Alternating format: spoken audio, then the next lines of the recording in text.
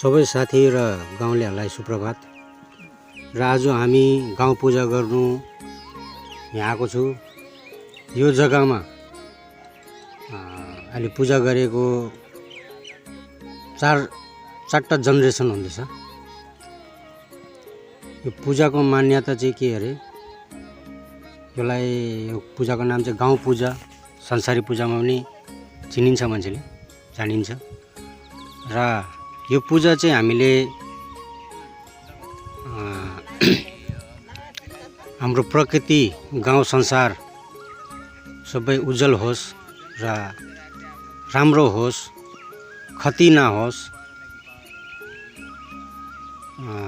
सबै चराचुरुङ्गी जति पनि पृथ्वी संसारमा बसिन्छ सबैको लागि, सबैको सुरक्षाको लागि यो पूजा गरेर आएको अरे।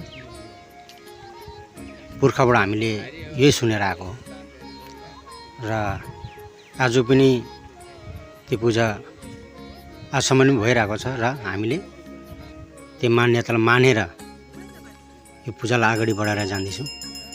आज चारवटा जेनेरेसन हुँदैछ, चारवटा जेनेरेसनमा पनि यो पूजा चल्दैछ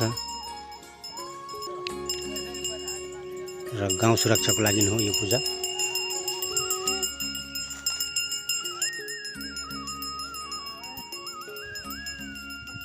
र साथीहो, यो पूजा भएको ठाउँ चाहिँ हो मेचपडा मेन गार्डन 86 सेक्सन।